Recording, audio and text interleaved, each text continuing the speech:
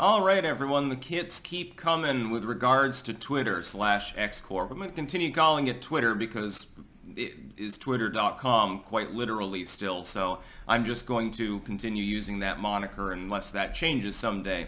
Elon Musk is not particularly fond of Mediamatters, considering that Mediamatters is literally defaming his company and fiddling around with statistical data in order to prove a political point. I'm wondering, what funding behind the scenes caused that report to be released in the first place? The world may never know.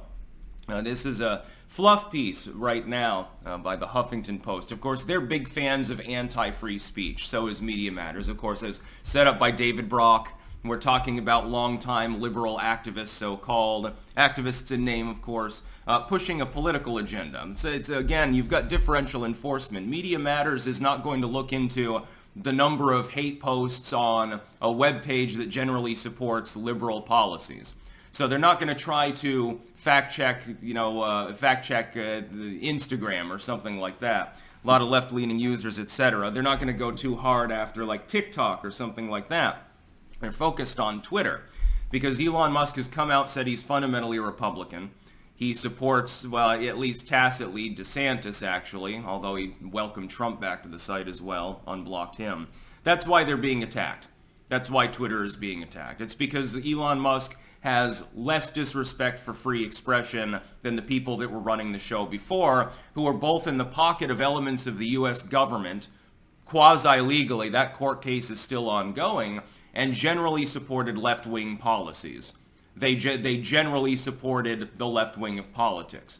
Mediamatters is set up specifically to be a cudgel against right-wing, or we'll say non-left-wing groups. Not just right-wing ones, libertarian ones certainly will get attacked. We've seen that. Mediamatters isn't particularly fond of new tech sites either. I believe they've done bits on Rumble, the Data Society, and others have done this as well. And keep in mind, these groups are partnered, again, in part with U.S. bureaus that are taxpayer funded. Yet they deliberately and openly, fairly transparently push a political narrative. And that's one way in which these groups lie and defame and often get away with it. The first is just differential enforcement. If I have a fact, it's like I've used the example. Let's say two politicians are at a debate, and they both tell the truth half the time and lie half the time. Sight unseen, what a so-called fact checker could do, if they have a preference for one candidate or the other, is simply limit the data and shift it a little bit. So you've got the same number of statements, the same number of truths, the same number of lies from candidate A and candidate B. All you do is you choose to fact check less than all of the statements that they've made. You fact check 10 statements or something.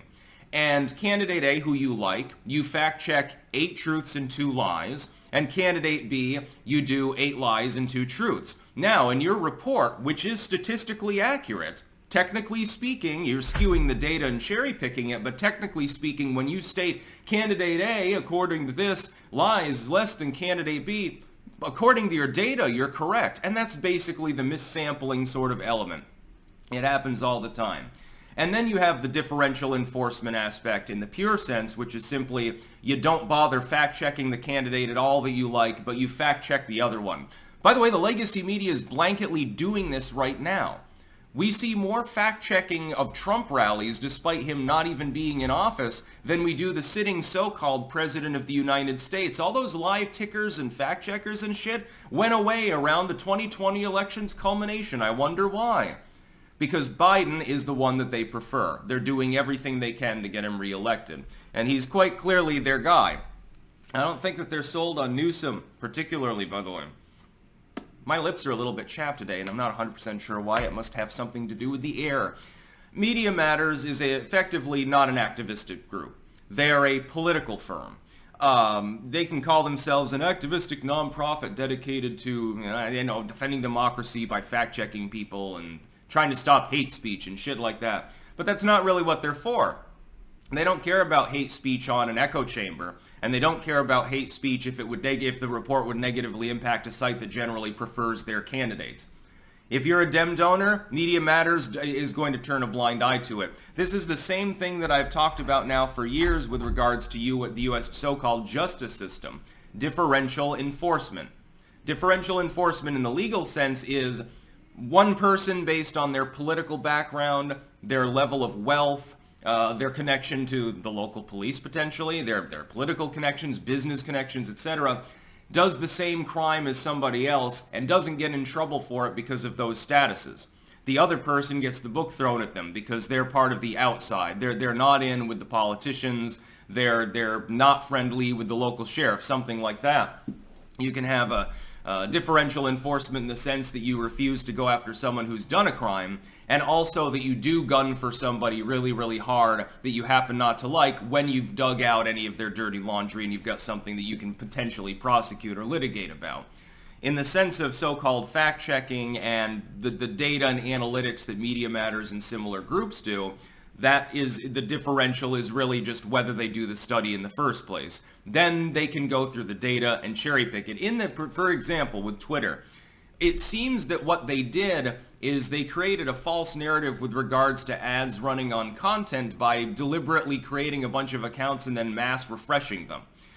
That's not going to necessarily give you a random sampling of the kind of ads that are running on content on Twitter. Elon Musk, by the way, he's got the receipts. He understands, I think, how the site's own algorithms work. They're now available in large part to the public as well. I don't think that the Mediamatters group is going to get away with this. I think that he might be successful in his legal suit that he's apparently going forward with. But really, Mediamatters just wants to prevent people from speaking freely. They're nothing more than an arm of the Democratic Party, again, that was founded by David Brock. Do we really think that he doesn't have a political bone in his body? He really just wants to fact-check things and make sure that people are on the up and up about hate online? Is it? No. Dude, I was part of a report years ago in which my username was dropped as part of the nexus of the alt-right or something. I can't remember exactly what it was labeled. I was one of the biggest nodes on it. Why? Because I got on a bunch of people's shows and did a bunch of appearances and hosted a bunch of people. According to their statistical data, I was therefore a top extremist influencer simply by talking to other people. Well, then their chart makes no sense because it has absolutely no relevance. It has to do about how outgoing you are and how much you do like bits on other people's shows or have them on a live stream or something like that. But they took those data points and added them up and determined that I was one of the biggest creators in this group, even though I had a smaller audience than most of the other people that were listed, who should have been technically bigger than me on that, simply based on appearances that I made. Now, I'm not complaining. I enjoyed the attention. Yes, I guess I'm the new Goebbels or something like that, according to the Data Society report, but that's not true. People with very large audiences were rumored to be less important in that nexus than me simply because they mainly did their own show and didn't make as many appearances. The data didn't make any sense. Also in their data, they had Sargon and his separate show page both on their list, but they were categorized separately. One was categorized as being alt-light, and the other one was categorized as being, I can't remember, just generically far-right or something like that. I'm thinking it's kind of funny when you're saying that about Sargon, by the way. And you look at what happened, and these creators, all of us got targeted. We suddenly got targeted by algorithmic demotion, like in my case, outright deletion in some people's cases, constantly being harassed by strikes, demonetization didn't apply to me because I never monetized, etc., etc., etc. It was a hit piece. Why? Because the Data Society is tied in with political groups with ties in turn to the corporate media, and the corporate media doesn't like the competition. It's a separate article from the other day on how the legacy media is effectively dying out. Content creators like myself can supply all of the analytic side that you need within journalism. About the only thing you need is for content creators to pull some money together, or Tim pull some money together, and get teams to go out and do investigative journalism. And you watch what would happen. Then the government would start raising a stink about these journalists that are asking too hard of questions and how that's somehow a bad thing. That's about all. Peace out.